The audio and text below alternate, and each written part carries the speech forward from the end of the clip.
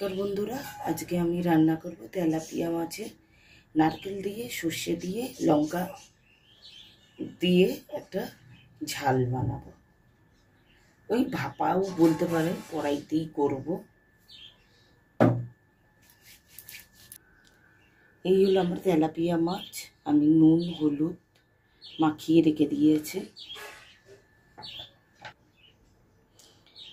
এই হলো আমার সর্ষে, নারকেল আর লঙ্কা বাটা। এর মধ্যে একটু হলুদ দিয়ে দেবো, বেশি মশলা লাগবে না। এটা এখানে রাখলাম, তেলটা গরম হলেই মাছটা ছাড়বো। আমার তেলটা গরম হয়ে গেছে, এবার আমি এক এক করে মাছটা ছেড়ে দেবো। মাছগুলো হালকা করে একটু ভেজে নেবো।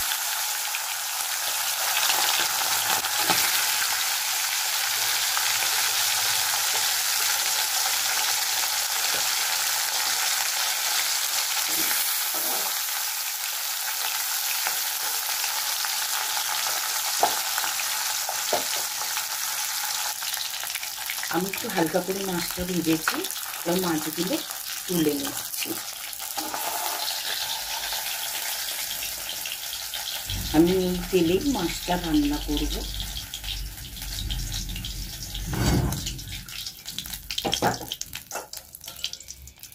ফোড়নে দিলাম একটা শুকনো লঙ্কা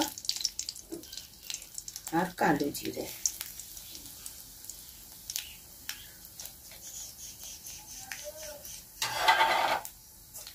এটা নাড়ব, ভেজে নেব ফোড়নটা।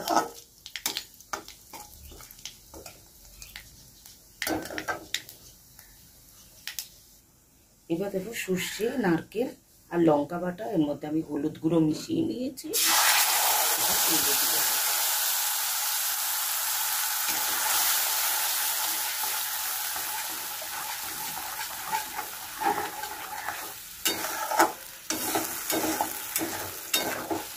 এটা একটু কষিয়ে নেব।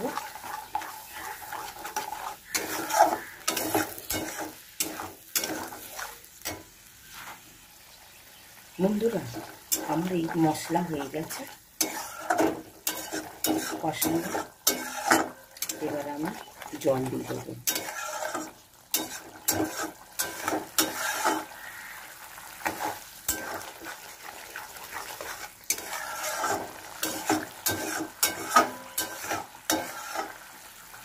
এবার আমি জল দিয়ে দিলাম। এটা ফুটলে আমি মাছগুলো ছেড়ে দেবো।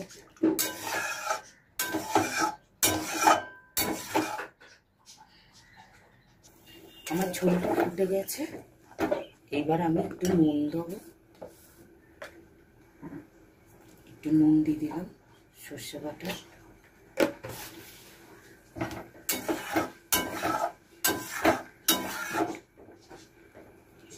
এবার আমি মাছগুলো ছেড়ে দেবো।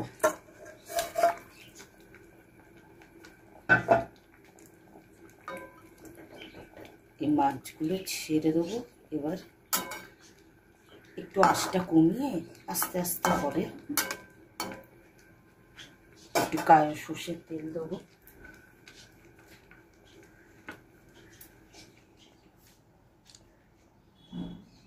একটু সর্ষের তেল দিয়ে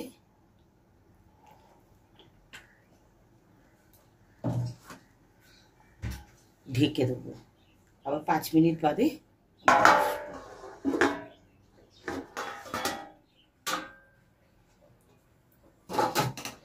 বন্ধুরা, আমার মাছের ভাপা তেলাপিয়া মাছের সর্ষে আর নারকেল দিয়ে হয়ে গেছে। এবার আমি পরিবেশন করে দেখাচ্ছি।